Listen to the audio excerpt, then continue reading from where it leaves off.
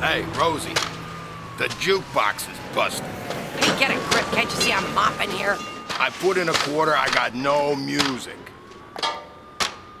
Hey, Maurice, the guy wants music. Open up. Huh? Just open wide and we'll play jukebox. Go on. Yeah. It's his favorite snack. You don't want to know what it is. Or was. It's been here for a month. But that's okay, because he is a maggot. And a virtual jukebox. Hey, Rosie, the music, like maybe in this century? Music coming right up!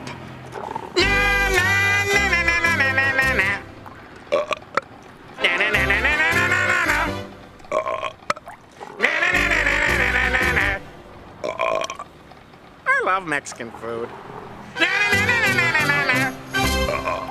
Hey, watch it. Oh, you knocked the burrito right in the wash bucket. Yum, burrito soup!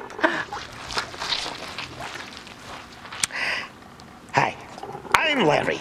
Welcome to Ted's Diner, the best food this side of the town dump. Mind you, we're on the wrong side of the town dump. And since this episode of Freaky Stories is about food... That wasn't bad. Bean burrito wash bucket soup with just a hint of ammonia. Ted's a little stingy with the ammonia. Ted's a little stingy with everything. We'll be right back after this freaky story. This is a true story. It happened to a friend of mine. They called him Rocco. He'd worked at some of the best restaurants in town till he got caught trying to hijack a tractor trailer full of pâté de foie gras and ended up behind bars, sharing a cell with my buddy. It seemed all the guy read was cookbooks and gourmet magazines. He loved to talk about all the fine cuisine and the fancy foods he used to whip up. He'd go on for hours and hours talking about this soup and that sauce. Food was his whole life. Like guys in prison got pinups on the walls, and so did Rocco. Only his pinup was of a rack of lamb with little panties, of course. Now, our prison chow was this greeny gray stuff that smelled like old socks. Rocco refused to eat it. Said it gave food a bad name, that it offended the palate. One day when they dumped that slop on his tray, he tossed it right back into God's kisser. That little episode started the mother of all food fights. That's when Rocco went into solitary and started his hunger strike. He weighed like 300 pounds when he first went in the hole, but in the next few months, he lost more than half of it. So one night, there was this big thunderstorm with lots of lightning that lit up the sky like a gigantic fireworks. A bolt of lightning hit a transformer in one of those electrical substations. Anyway, there was a big bang, and then all the lights went out. Now, while this was all going on, it just so happened that a guard was bringing Rocco his meal, and the blackout surprised this guard, so Rocco could jump him and lock him in the cell. He snuck out into the prison yard where he almost got caught by the guards, but lucky for Rocco, guards can't see in the dark. So, Rocco made it over the wall and escaped into the woods. That night, Rocco saw a truck driver who pulled over on a back road for a pit stop. When Rocco opened the back door, he saw lots of real fancy-looking, good-tasting food inside. It was a caterer's van, and a fancy caterer, too. Rocco's eyes lit up, and he slobbered drool like it was water from a spigot. But just as Rocco was reaching for a platter of them hors d'oeuvre things, the driver finished his business, got back in the truck, and drove away. Rocco was drenched to the skin and bones. A lot later that night, he saw this deserted building, but inside it was pitch black. So he stumbled around in the dark, knocking stuff over and falling down a lot. But then he thought he'd gone to heaven when he bumped into a fridge. It was chock full of plastic containers of food. He couldn't see, of course, but he also couldn't taste or even smell what was getting a cold and a stuffed-up nose from being out in the rain for so long. All he cared about was that it was a fridge and that there was food inside. He was licking his lips like he was about to sit down to a fancy spread at some 4-star French joint. Of course, maybe his taste buds would have thought doit tasted good. I don't know. He picked out and stuffed his face. It was like in one night he gained back all the weight he lost. Did he ever feel good? Good and stuffed. Anyways, it was still dark, and since he was real full and real pooped, he fell asleep. When he woke up, it was morning, and Rocco could see. His eyes bugged right out of his head, because on the fridge there was this big notice. Caution, warning, dangerous. This laboratory cooling unit contains materials for medical and scientific experiments. So Rocco pulled the door wide open. The fridge was full of really gross stuff. Parts and pieces of, I tell you what, but I don't want to make you sick. And nearly everything from that fridge was now in Rocco's gut. This is a true story. It happened to a friend of mine. And Rocco, he's back in prison. And these days, he eats anything they put in front of him.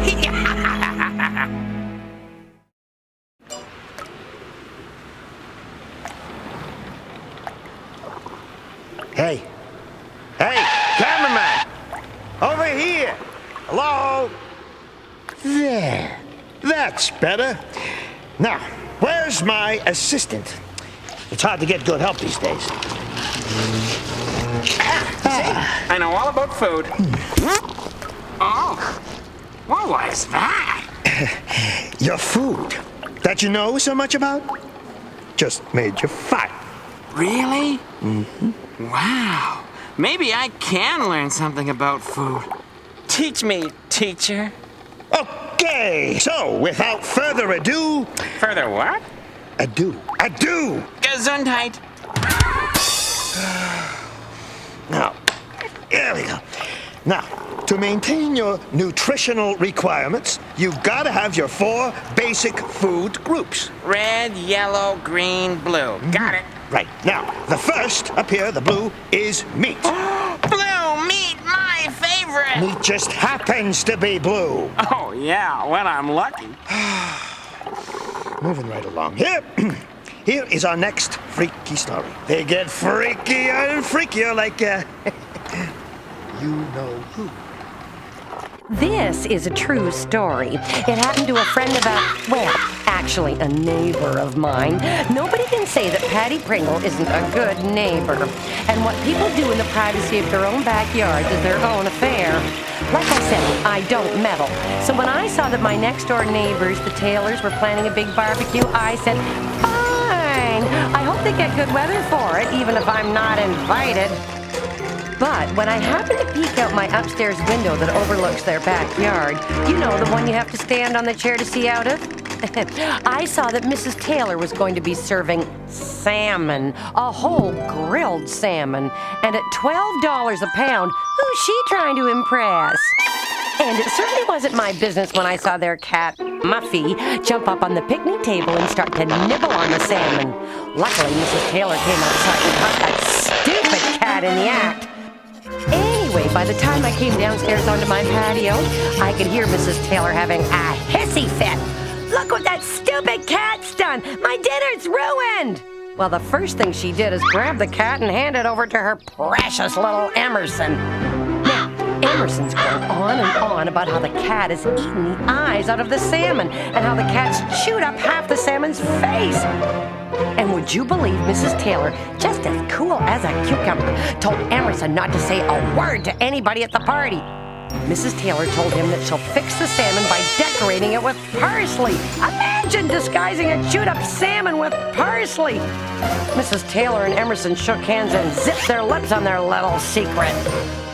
I had to go for an hour around 5, you know, when the grocery store marks down the baked goods. When I came back, the Taylor's party was in full swing. Cars parked everywhere, an awful mess. How was I even supposed to get into my own driveway? Well, as long as they were having a good time, what did it matter? Everybody, and there must have been 20 very loud people there, as if one extra person would have made a big difference. They were just raving about the dinner. Great salmon. Oh, this fish is amazing, Jenny. You must give me the recipe. I've never had fish this tasty. Well, they've never had my stewed catfish, that's for sure. And there was Mrs. Taylor, just soaking in the compliments, when Emerson came running up to her. Mom, I've got to tell you something. Well, Mrs. Taylor tried to shoo him away, but he kept tugging at her arm. Finally, he just blurted it out. Mom, Muffy ate the fish and now she's dead. Well, you should have seen Mrs. Taylor's face. I'll tell you one thing, her underwear and fine delicates never come out that white on the wash line. Now everyone started screaming about poison salmon.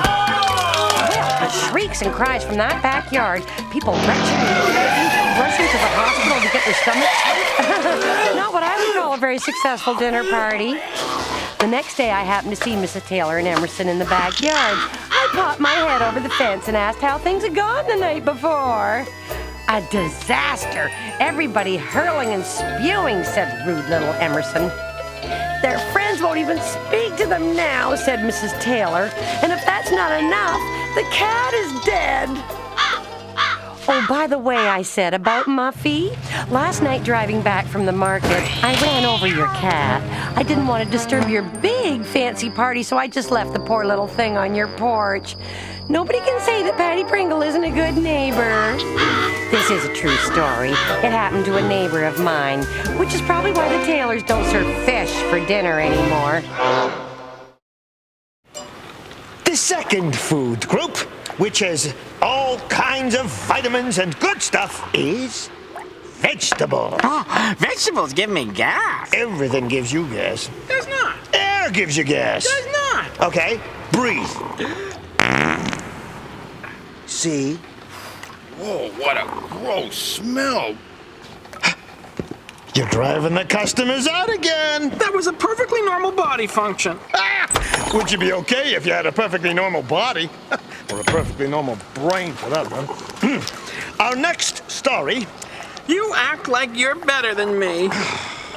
You're a maggot. Everybody's better than you. Oh. You do have a point. As I was saying, here is our next freaky story.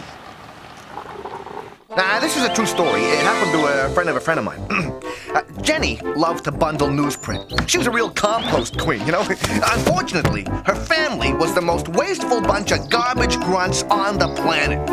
Every Saturday, Big Bill, that's Jenny's dad, would be out in the backyard stoking up his huge briquette-burning barbecue for the weekly weenie roast.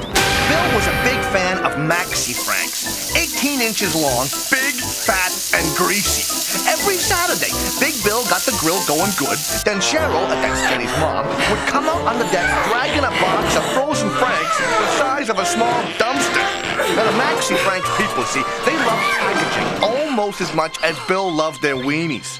A Maxi Frank box could fill a double-sized green garbage bag all on its own. Now, Bill and Cheryl didn't even like to think about garbage. You put it in green plastic bags, tossed it out on the front sidewalk, and it went away.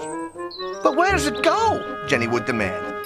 Just away, Big Bill would reply. Have another hot dog. One day, Jenny tells her dad, I'm never gonna eat another Maxi Frank, ever, ever, ever. And she switches to a diet of raw vegetables. Big Bill and Cheryl freak out. I mean, without animal protein, they were sure their daughter would waste away. They had to get her back to eating good, nutritious Maxi Franks. But how? Then, Big Bill remembers a commercial he saw on TV. It was all about a new theme park, Maxi Frank's Weenie Wonderland. So Big Bill piles them into the family car. An hour later, they pull up in front of a hot dog the size of an incinerator stack. And on top, there was a big neon sign that said, Welcome to Weenie Wonderland. Man, you would not believe this place.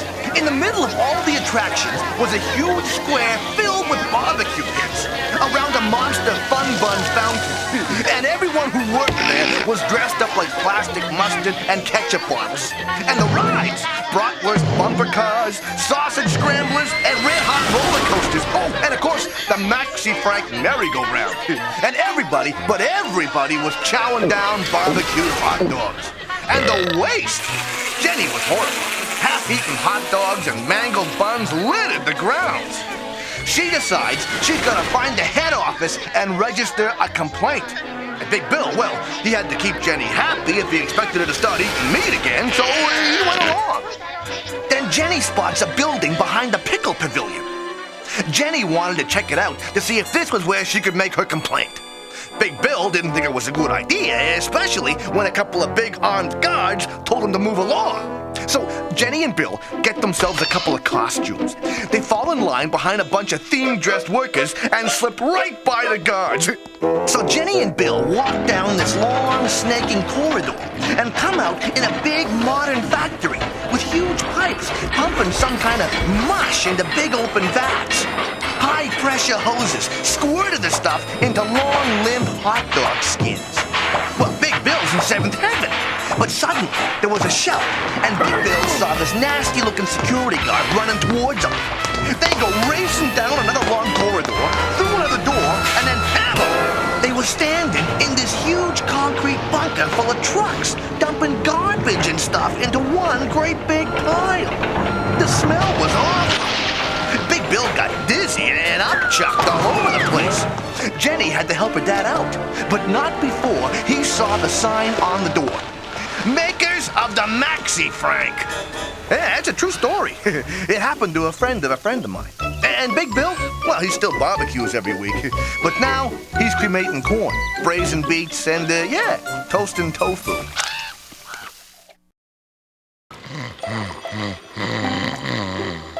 Hey, check this out.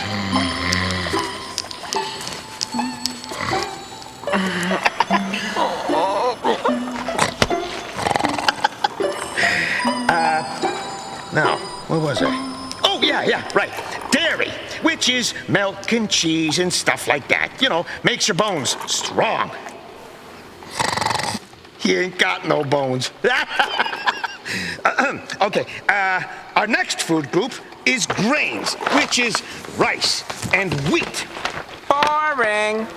Hey, grains give you fiber, and fiber is important. I get my fiber. Oh, yeah, from what? I get my fiber, okay? Here's our next freaky story. This is a true story. It happened to a friend of mine. Mike was a stock boy at the local supermarket. It wasn't a bad job, as far as jobs go, but it was pretty boring. Loading groceries onto the shelves and sweeping the floors. Sometimes he'd help the checkout girls bag groceries. Not all the checkout girls, just the hot ones. Anyhow, one day Mike was stocking the shelves, following that old stock boy's rule of thumb of putting the fresh stuff at the back and the oldie-moldies up front when he was called to the checkout.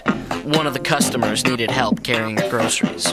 This particular customer turned out to be a granny, and she had a ton of bags with her. Things were starting to look up. You see, another of the stock boys' rules of thumb was that the value of the tip is directly proportional to the number of bags to be carried.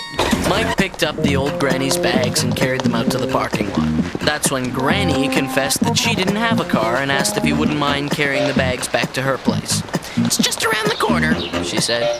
It didn't take an Einstein to figure out that the old lady'd probably be so grateful she'd give him a really humongous tip. So Mike said, "Sure." So they started walking. That's when Mike realized that just around the corner was kind of an understatement. This granny lived at least a mile from the store and uphill all the way, through a strange, gingerbready kind of neighborhood. The whole place was like Granny City. "Not too heavy for you, is it, Sonny?" asked Granny. Mike, drenched with sweat, grunted and shook his head no. "Mind the eggs, dear," she said. They finally got to her house. Mike dragged the bags up the front steps. He put the bags on the kitchen table and then collapsed into a chair. He was totally wiped. That's when Granny said, "You've been so kind. Let me get you something for your time and trouble. I'll be right back." This is what he'd been waiting for. As the old lady scurried into the back room, she called out, "You must be hungry. Why don't you fix yourself a snack? There's lots to eat in the pantry." Mike was starving now that she'd mentioned it. He got up and opened the pantry doors. It was dark and musty, filled with jars of things like jellied calf's livers and pig's knuckles. What other weird stuff would he find? Something gross, maybe? He knew he should stop looking, but he couldn't help himself. He was hungry. He opened a cupboard door and it rolled out at him. He was scared, but he caught it. It was nothing weird at all. It was just a small jar of mixed nuts. He popped some of the nuts into his mouth. They were pretty good. Could have used some salt, but not too bad otherwise. They'd hold him till he found some real food. But there was nothing. Just jar after jar, shelf after shelf of yucky stuff like porpoise parts and monkey meat. Mike was getting the dry heaves just from looking at it. He decided to stick with the nuts, thank you very much. At least he knew nuts were safe. And before he knew it, he'd finished off the jar. Finally, Granny came back into the kitchen. "Here you go, dearie, something for your trouble." And she held out 15 cents. Mike took the money. "Gee, thanks, lady." Yeesh. All that work for nothing. But, on the bright side, he'd got a free snack out of it. "Oh, by the way," he said, "you had some mixed nuts in the cupboard? Sorry, I couldn't stop myself and I kinda ate them all." "Oh, that's all right, Sonny," Granny said with a kindly smile. "With the state of my teeth, all I can do is suck the chocolate off them anyway." Hey, it's a true story. Happened to a friend of mine. Yeah, Mike's still working at the supermarket, but he's added a new rule to the stock boys' rules of thumb. Never eat on the job.